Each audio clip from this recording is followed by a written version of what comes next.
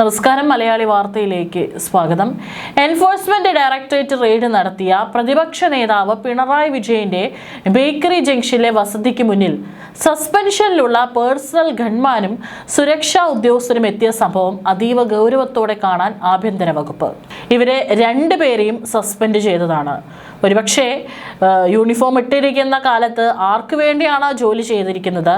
ഇപ്പോൾ യൂണിഫോം ഇല്ലാത്ത സമയത്തും അദ്ദേഹത്തിന് വേണ്ടി തന്നെ ജോലി ചെയ്യാനാണ് ഇത്രയും ആത്മാർത്ഥത കാണിച്ച് ഉള്ളിൽ ED പരിശോധന നടക്കുമ്പോൾ പുറത്ത് കാവൽ നിൽക്കുന്നത്. സർവീസിൽ നിന്നും സസ്പെൻഡ് ചെയ്യപ്പെട്ട് ഡ്യൂട്ടിയിൽ നിന്ന് മാറ്റി നിർത്തിയ ഉദ്യോഗസ്ഥർ അതീവ സുരക്ഷാ മേഖലയായ പ്രതിപക്ഷ നേതാവിന്റെ വസതിക്ക് മുന്നിൽ സംഘർഷ ദിവസം തന്നെ പിണറായി വിജയന്റെ ഭാഷയിൽ പറഞ്ഞ രക്ഷാപ്രവർത്തനത്തിനെത്തിയത് ഗുരുതരമായ ചട്ടലംഘനവും സുരക്ഷാ വീഴ്ചയുമാണെന്ന നിഗമനത്തിലാണ് പോലീസ് വൃത്തങ്ങൾ. ഈ പറയുന്ന രണ്ടുപേരാണ് മുമ്പ് പിണറായി സർക്കാർ ഭരിച്ചിരുന്ന കാലത്ത് രക്ഷാപ്രവർത്തനത്തിനായി അദ്ദേഹത്തിനോടൊപ്പം ഇറങ്ങുകയും ചാടിയിറങ്ങുകയും ചെയ്തത്. ഇതേക്കുറിച്ച് ആഭ്യന്തര വകുപ്പ് അടിയന്തര അന്വേഷണം നടത്തും. ആലപ്പുഴയിൽ നവകേരള യാത്രയ്ക്കിടെ യൂത്ത് കോൺഗ്രസ് KSU പ്രവർത്തകരെ ക്രൂരമായി മർദ്ദിച്ച സംഭവത്തിൽ വധശ്രമം ഉൾപ്പെടെയുള്ള കുറ്റങ്ങൾ ചുമത്തപ്പെടുകയും കഴിഞ്ഞ ദിവസം പോലീസ് ആസ്ഥാനത്ത് നിന്നും സസ്പെൻഡ് ചെയ്യപ്പെടുകയും ചെയ്ത ഗൺമാൻ അനിൽകുമാറും സുരക്ഷാ ഉദ്യോഗസ്ഥനായ സന്ദീപുമാണ് ബുധനാഴ്ച റെയ്ഡ് നടന്ന വീടിന് മുന്നിൽ പ്രത്യക്ഷപ്പെട്ടത്. ഇവർ ഇപ്പോഴും പ്രതിപക്ഷ നേതാവിന്റെ ഔദ്യോഗിക സുരക്ഷാ വലയത്തിന്റെ ഭാഗമെന്നോണം നിലയുറപ്പിച്ചതും ആഭ്യന്തര വകുപ്പിനെ ഞെട്ടിച്ചിട്ടുണ്ട്. സസ്പെൻഷനിലുള്ള ഒരു സർക്കാർ ഉദ്യോഗസ്ഥൻ ഔദ്യോഗിക ഡ്യൂട്ടിയുടെ ഭാഗമാകാനോ VIP സുരക്ഷാ പരിധിയിൽ പ്രവേശിക്കാനോ പാടില്ലെന്നാണ് നിയമം. ഉത്തരവാദിത്തപ്പെട്ട പോലീസ് വൃത്തങ്ങൾ നൽകുന്ന സൂചനയനുസരിച്ച് ഈ നടപടി സേനയുടെ അച്ചടക്കത്തെയും വിശ്വാസ്യതയെയും ബാധിക്കുന്നതാണ്. ബുധനാഴ്ച രാവിലെ ED ഉദ്യോഗസ്ഥർ റെയ്ഡിനായി എത്തിയപ്പോൾ പിണറായി വിജയൻ ഭാര്യ, മകൾ, ചെറുമകൻ എന്നിവരെ മാത്രമാണ് വീടിനുള്ളിൽ തുടരാൻ അനുവദിച്ചത്. പേഴ്സണൽ സ്റ്റാഫ് അംഗങ്ങളെയും മറ്റ് സുരക്ഷാ ജീവനക്കാരെയും ED പുറത്താക്കിയിരുന്നു. ഇതോടെ ഇവർ വീടിന് പുറത്ത് നിലയുറപ്പിച്ചു. പിണറായിയുടെ ഔദ്യോഗിക അംഗരക്ഷകർക്കൊപ്പം തൊട്ടു തലേ ദിവസം സസ്പെൻഷനിലായ അനിൽകുമാറും സന്ദീപും പരസ്യമായി സംഘം ചേർന്ന് നിൽക്കുകയായിരുന്നു. പിന്നീട് ED ഉദ്യോഗസ്ഥർക്ക് നേരെ CPM പ്രവർത്തകർ ആസൂത്രിതമായി അക്രമം അഴിച്ചുവിട്ടപ്പോഴും ഈ സസ്പെൻഷനിലായ ഉദ്യോഗസ്ഥർ അവിടെ സജീവമായി ഇടപെട്ടതായാണ് വിവരം. ഇതിൽ വ്യക്തത വരുത്താൻ അന്വേഷണം വരും.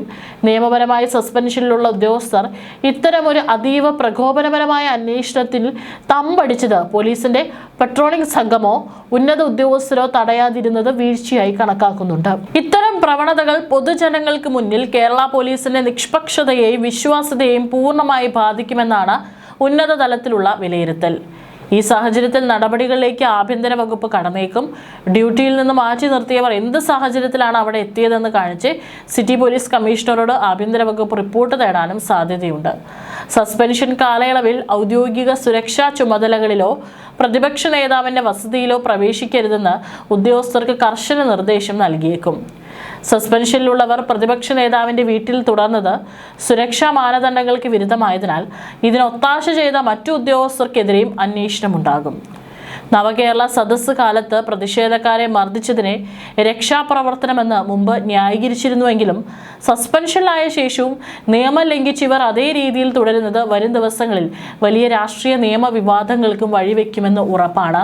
മാത്രമല്ല അവിടെ രണ്ടുപേർ നിൽക്കുന്ന ദൃശ്യങ്ങൾ പുറത്തു വന്നിട്ടുണ്ട്.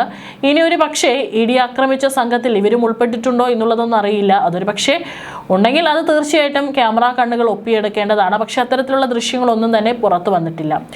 ഇപ്പോൾ DGPയെ അടക്കം വിളിച്ച് ആഭ്യന്തരമന്ത്രി രമേശ് ചെന്നിത്തല കൂടുതൽ വിവരങ്ങൾ തേടിയിട്ടുണ്ട്. ആദ്യം ഘട്ടത്തിൽ രമേശ് ചെന്നിത്തല അടക്കം പറഞ്ഞിരുന്നത് ED ഇത്തരത്തിലൊരു റെയ്ഡ് നടത്തുന്നുണ്ട് എന്നുള്ളത്. അതിനെക്കുറിച്ച് കേരള പോലീസിനെ അറിയിക്കുകയോ ഒന്നും തന്നെ ചെയ്തിട്ടില്ല എന്നുള്ളതാണ്. പക്ഷേ പിന്നീട് അവിടെ പുറത്തിറങ്ങുന്ന സമയത്തൊക്കെ തന്നെ കേരള പോലീസിന്റെ സുരക്ഷ അവിടെ ഉണ്ടായിരുന്നു. പക്ഷേ ആ സുരക്ഷാ വീഴ്ച അവിടെ സംഭവിക്കുകയും ED സംഘത്തെ ആക്രമിക്കുന്ന കാഴ്ചയ്ക്കാണ് കേരളം സാക്ഷ്യം വഹിച്ചത്. മടിയിൽ കനമുണ്ടെങ്കിലല്ലേ ഭയക്കേണ്ടതുള്ളൂ എന്ന് പറയുന്ന അതേ ആളുകൾ തന്നെയാണ് ഒരു ED അന്വേഷണം വരുമ്പോഴേക്കും പുറത്ത് ഇത്തരത്തിലുള്ള പ്രതിഷേധം എന്ന് പറയാൻ സാധിക്കില്ല, ഇത്തരത്തിലുള്ള അക്രമം അഴിച്ചുവിട്ട് അവിടെ ഒരു കലാപഭൂമിയാക്കുന്ന ഒരു സാഹചര്യം കഴിഞ്ഞ ദിവസം കേരളത്തിൽ ഉണ്ടായത്. ഇതിന്റെ ഭാഗമായി അങ്ങോളം ഇങ്ങോളം പ്രതിഷേധത്തിന് ആഹ്വാനം ചെയ്യുകയും ചെയ്തിരുന്നു. ഏതായാലും പലയിടങ്ങളിലും പ്രതിഷേധങ്ങൾ നടക്കുന്ന കാഴ്ചയും കാണാനായിട്ട് സാധിച്ചു.